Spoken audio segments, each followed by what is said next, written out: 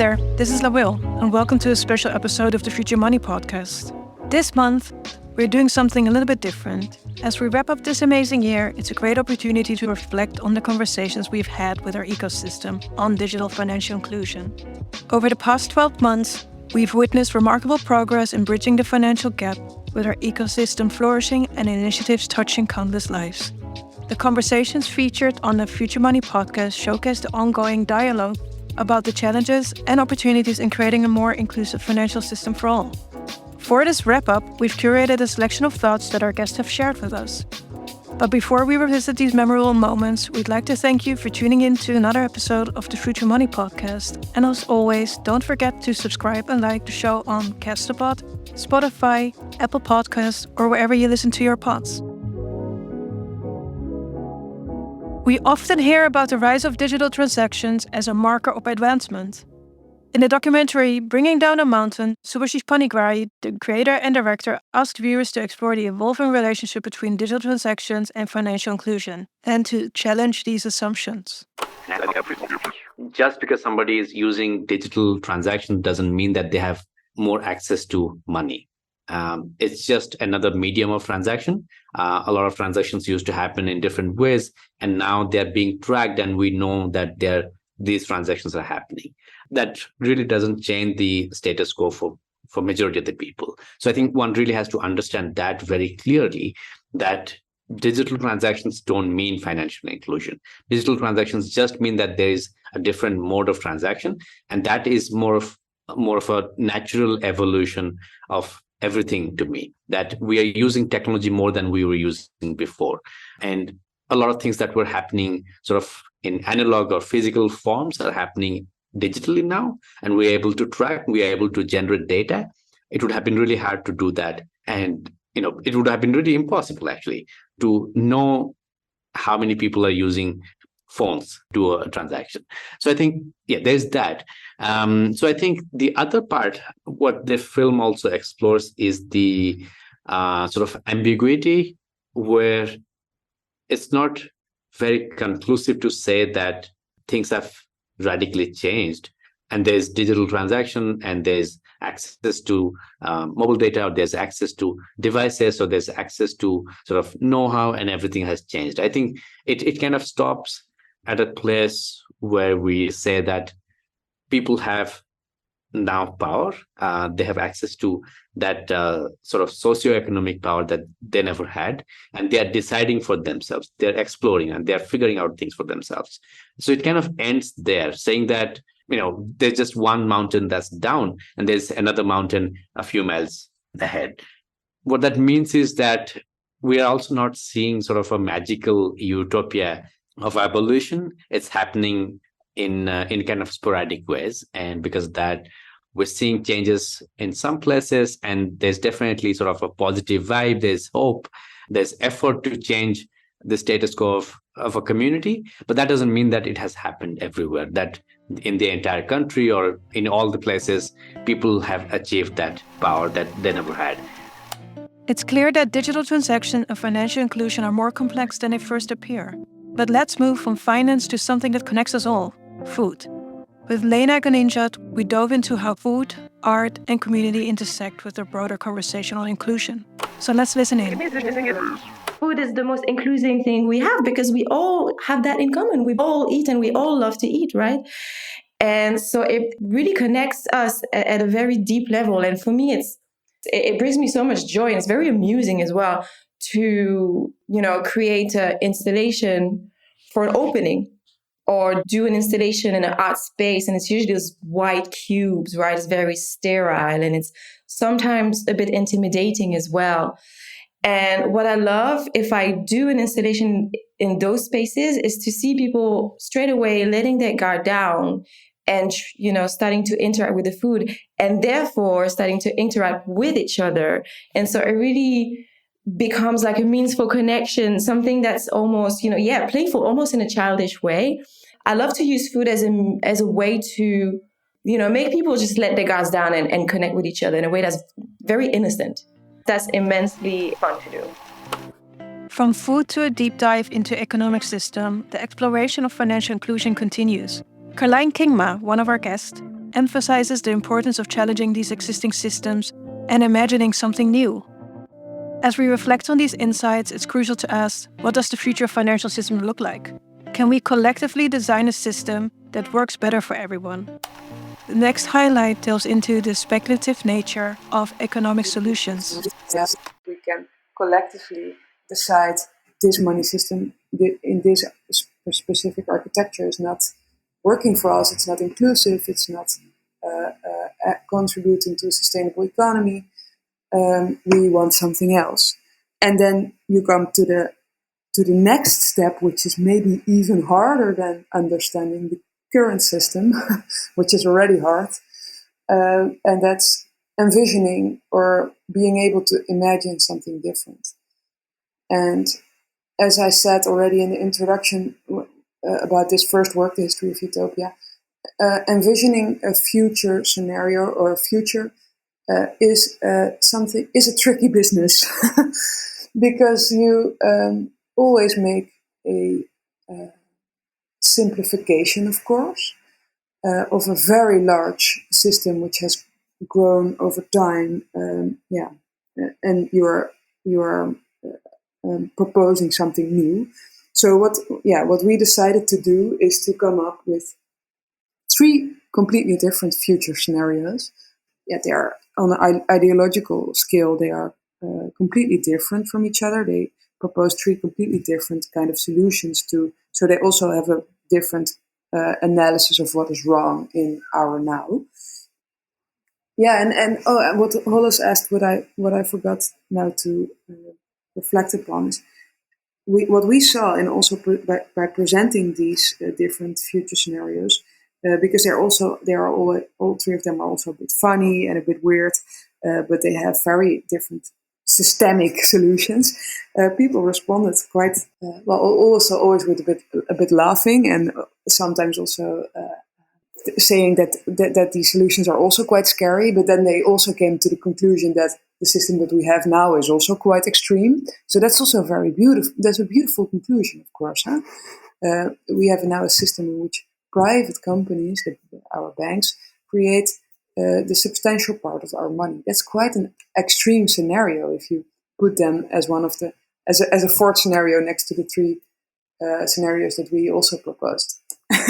So that's already it becomes actually a different lens again through which you can look to our society now, and it gives you some tools to talk about your options for the future. As Caroline Kingma explored, envisioning a different future is not an easy task, especially when it comes to challenging these entrenched systems. The 3 future scenarios she presented invites us to reconsider the very architecture of our current system, offering bold, sometimes unconventional solutions to our economic challenges. But these scenarios also raise the questions about how we perceive value in our world. Mia Wright-Ross's perspective takes us deeper into this question of value, not just in terms of money, but in the broader, more inclusive sense. How do we recognize the worth of individuals and communities, especially when traditional systems of measurements, like bank accounts or government-issued IDs, don't always reflect the full picture of what makes someone valuable? In her view, artists play a pivotal role in reshaping these definitions, creating spaces where value is not defined by financial systems, but by human creativity and connections. Finance is not about value, right? Because what we're talking about is the interpretation of value and not just the commodification of value.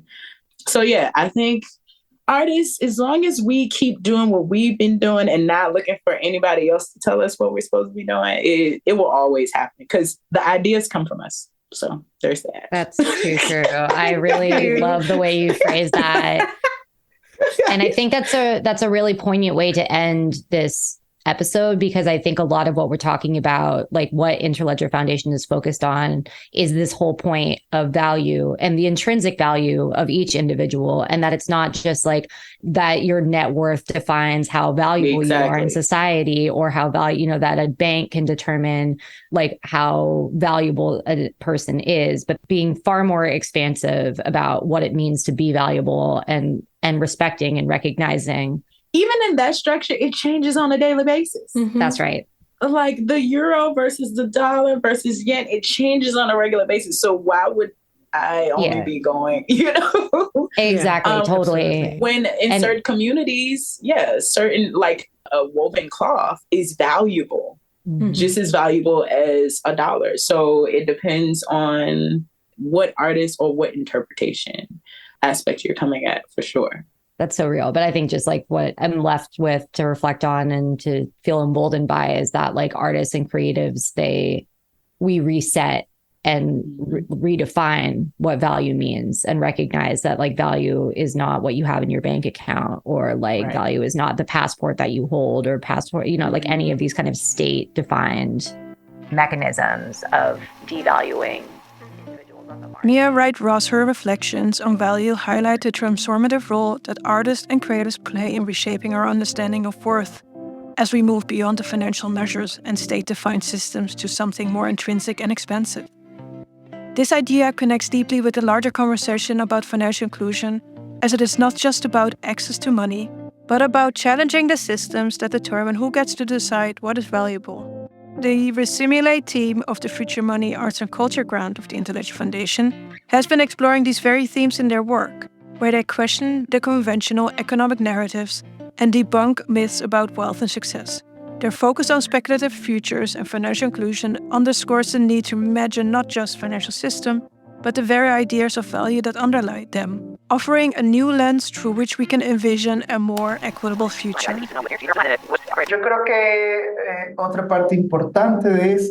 Rather, just to work in the speculative spectrum and on absolute truths that show us that day to day how we are going to become a millionaire or how we're going to grow a rapidly economy. No. And these traps have more to do with a series of false gurus about the economy. So that was something our interest at the time. We were discussing how we are going to use this data. What was going to be the information that we were going to show? I think, to be clear, that our way of connecting everything was going to be, and it's going to be contradictory to this experience of self-help. What did financial inclusion mean to you through the process of this project? And what is your vision for a financially inclusive future? Creo que se apega un poco a lo que te venía como diciendo. I think it goes hand in hand a little with what I was saying about how speculative all this can be. I believe that the idea of financial inclusion, well, we wanted to work from the fictional, from the speculative experience. But it was also like reviewing the data and figures of Ecuador and seeing exactly how the data continues to resonate. For me, I think it was very decisive. How the economies are working in a country like Ecuador, and now thinking about the context and how this is developing. Also, a very harsh economic reality related to economic acclimation of inequality that is prominent in Ecuador. So for me, I believe that part of working on that idea of financial inclusion was a little bit of working on how we debunk these myths about self-help and financial management. It was a bit about that. How do we work with ideas constantly implanted in us? But how do we make them verifiable with current information? I think it's still within the data management. It continues to show us, despite using the ideas of self-help or trying to make schemes that these figures of the supposed formulas of sauces, well, it continues to give us very chilling data about the inequity in a country like Ecuador. I think it applies to in many contexts. I share a lot of what Juan Carlos is mentioning, in the sense that, in my research, I don't do directly financial inclusion, but I read a lot of research, academic research on financial inclusion, and there's a lot of little policies that can be done to try to improve things. Now shifting from the speculative realm of financial systems to a more practical conversation. We begin to explore how financial inclusion impacts individuals on the ground. We've heard about the myths around financial management and how we can challenge them with real data. And now you're going to hear from Uchi, as he shares how his personal experience with currency exchange helped him realize the importance of financial literacy in achieving true financial inclusion. And I lost about 30% of the US dollars exchanging it to Canadian just because of the exchange rate. When I arrived in Canada, I was like, I could have just done this in the bank, or I could just have created a USD account and things like that. But I didn't have that knowledge, right? And that's why since then I've always wanted to create opportunities for others not to be in the same situation, right? And that's why I believe that financial inclusion starts with education, right? So providing the right education and the right learning for everyone and access to that knowledge is where financial inclusion starts. But if you would compare it to now, the internet and digital connectivity, do you believe it has increased financial literacy? Oh, yeah.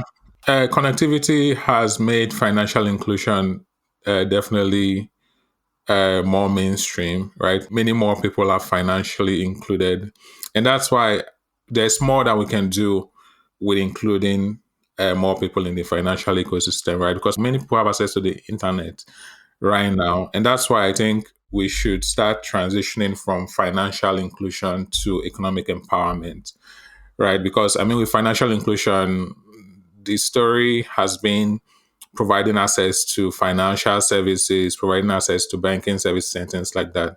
But I think we could do more than that. And that's why at True Money, we are strong advocates of financial inclusion, but even stronger advocates for economic empowerment. And I mean, it's a movement that with economic empowerment, we want to provide opportunities for people to earn and also increase their quality of life. So platforms and products and services that help people connect to maybe job opportunities, connect to easy ways of getting paid for the value they create, and also being able to spend that value locally. So if they get paid maybe by working a remote job for an employer outside their country, they should be able to easily access those funds and then spend it later. That's why I think financial inclusion should evolve too. Uchi's emphasis on moving from financial inclusion to economic empowerment aligns with the broader need to address these diverse challenges people face in accessing financial systems. Sharji highlights how financial exclusion is not just a matter of access, but also deeply intertwined with social and cultural barriers. Let's dive into her perspective on this important issue. And even though I grew up in a quite urban citizenship household in China, where we have a sort of a socialist feminist infrastructure, where the double income family in China were quite high compared to many other countries in the world.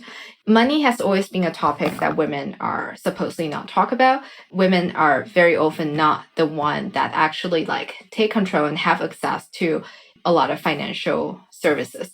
Another entry point for me to understand financial inclusion was also in Europe. Generally, financial inclusion has been seen as a lot of what Western and Middle European country has achieved very high level of financial inclusion or almost full. But as I mentioned before, I used to work a lot with migrants, refugees, and asylum seekers. But I know with my own eyes that is not the case for them. I know in my own eyes that many of them are quite excluded from the system. There were very limited access for them. And even for the Chinese immigrants community of second or third generations in Europe, many of them still has a fear of the financial systems here. And their fear of financial system exclude them from getting access to it, and a lot of their needs were not met, such as currency exchange and also handling taxes. I've seen the consequences of this sort of financial exclusion, and this is what brings me sort of to this topic and brings me also to my project, the Parallel Society project. Parallel Society project as a project is a storytelling game that kind of explores the financial inclusion as a topic by featuring the fate of the two characters. And what I was interested in this project was the two characters, one as a migrant and one as a rural villager. So usually in political discourses, migrants and local working class people, marginalized local populations are very often pitted against each other. I use the concept of parallel society is also a bit of a play in the world, because parallel society in the German context is, maybe in the whole European context, is a term that is used to usually describe like self-organization of like ethnic or religious minorities. And after it was coined, there were a lot of like policy based on it, but there's also a lot of controversies around it. I am also not a very big fan of this term because of it puts emphasis on the minorities themselves to bear the responsibility of integrating into a society where there aren't enough integration infrastructure. So there were a lot of like discussion, like academic critiques of it, that is used to describe this group of communities that were being cut off from very open access from the so-called mainstream culture. And in those kind of discourse, integration and assimilation are usually used interchangeably, even though they mean completely different things. So this is a bit of my play with the word related to this. Xiaoxi's insight into exclusion faced by marginalized communities and the concept of parallel societies offer a deep dive into the complexities of financial inclusion. Similarly, Esther's approach to community-based governance and self-determination brings another layer to this conversation, highlighting how participatory practices can empower individuals and change the way they interact with financial systems. Each village bank creates their own constitution and govern themselves, so self-governance. My practice always takes an African feminist and decolonial approach. So it can be very easy to fall into an extractive practice where you say, I'm the artist, I know what I'm doing. And so give me your existence and I'll present it. And so taking a decolonial approach in this project was really about stepping back as an artist and listening. So I knew that we had to exhibit something and we wanted to tell stories and to create an archive. But it was really a discipline to not decide on behalf of the communities what that would be. And so when we're reaching out to people in our communities, it was really tell us your stories. You're inviting us into your homes. You're inviting us into the practice you have created, something that has been sustaining your community. And so that's how we went about it. But this method takes time. And as I always mention, it takes trust because they have to trust you as well to invite you into their homes and to share how they do village banking, because it's also finance and people sometimes are not the most comfortable talking about money. So that's how we set out to do it. It actually took a lot more time to get the meetings because we wanted it to be really a safe space and a free, open space for sharing. Esther's work emphasizes the power of community-driven stories and the importance of trust in building inclusive systems. As we shift from grassroots practices to the future of digital financial tools, we had a short time with the creators of the Interledger protocol. In this section, Evan Schwartz will discuss how innovations like Interledger could revolutionize financial inclusion by creating a seamless, universal payment system for all. When the internet was rolling out, it was not obvious how widespread it would become and how ubiquitous it would become. And I think that's sort of the potential, which is both like very interesting and also, to be honest, a little bit scary with something like Interledger, where I think it has the potential to be everywhere in a sense. And the idea of making it such that there's like one universal payment network or internetwork such that anyone can pay anyone for anything, basically, it would make it possible to include that in a lot more places. So Stefan had mentioned the web, and obviously like way more of society and life is being hooked up to the internet, and the payment experience is kind of clunky still. And so that does push towards centralization with services that can hold on to your credit card details and then charge you little amounts every once in a while. So with Interledger, you could have payment experiences that are much more seamless, that are hooked up to a lot more places. So that could be ranging from like paying for transit in different countries to consuming content or any type of business transaction that you do.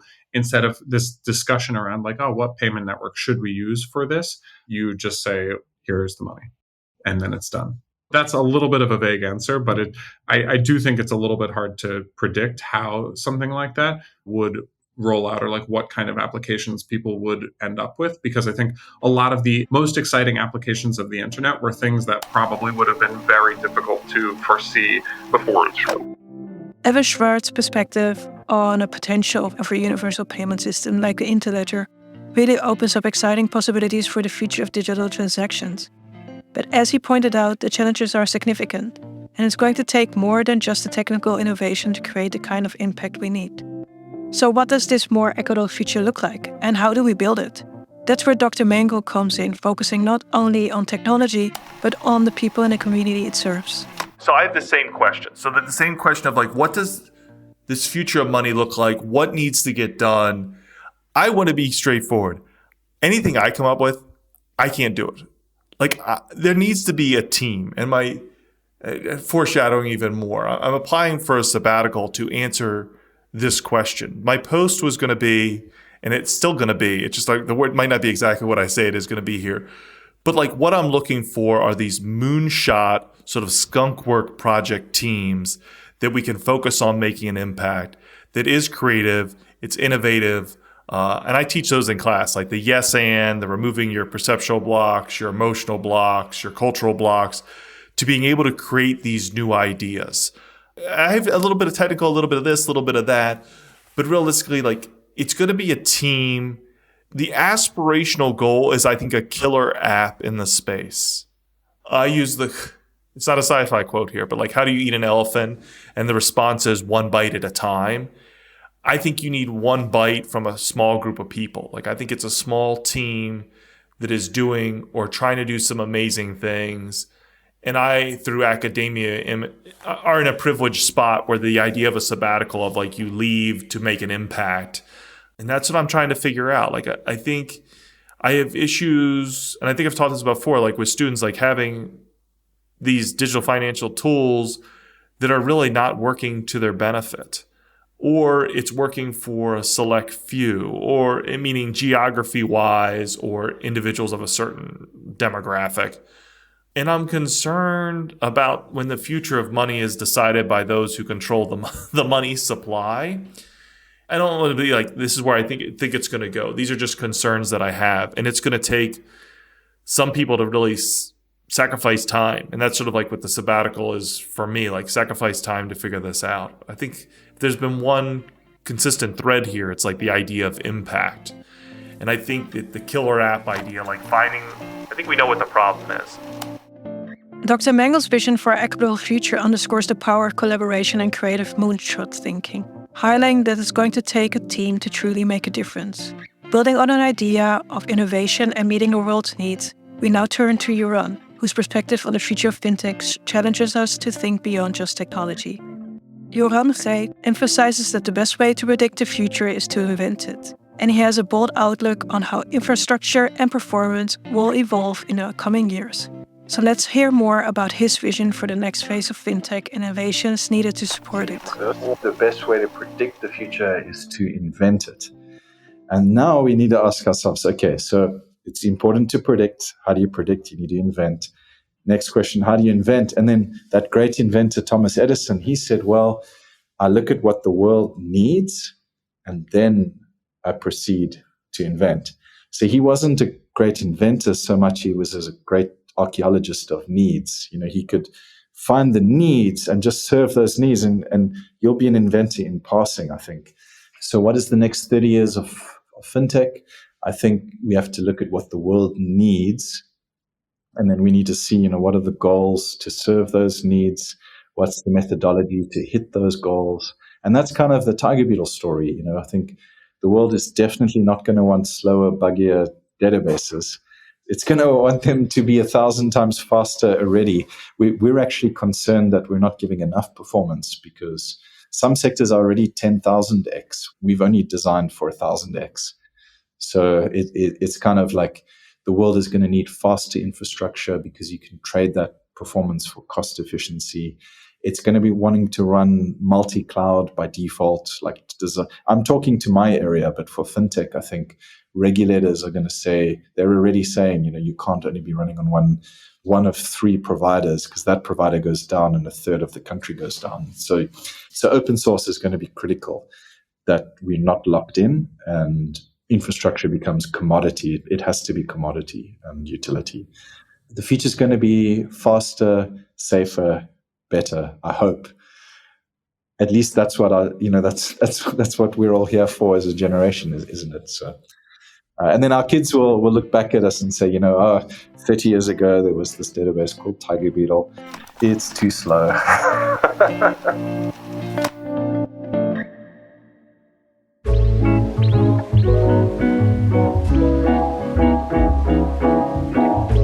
As we wrap up, it's clear that the conversations we've had this year are just the beginning. From the possibilities of reimagining community-driven solutions to leveraging technology for global digital financial inclusion and innovating at the very core of our digital infrastructure. Each perspective has painted a picture of what the future could hold. It's not just about the tools or the systems, it's about the people behind them, the values driving them, and the impact they strive to create. Thank you to all of our speakers for sharing their insights, and thank you to our audience for joining us on this journey. As we head into the holiday season, let's take this time to reflect on what we've learned, appreciate the connections we've made, and recharge for work ahead. Together, let's continue to dream, innovate, and build a more equitable and financially inclusive future. To learn more about the Interledger Foundation, visit our website where you can find all of the published episodes and more information on our guests, grant programs, and other resources. Wishing you all a joyful holiday season filled with peace, inspiration, and meaningful moments. We look forward to seeing you at our next discussion in the new year. Until then, take care and stay inspired.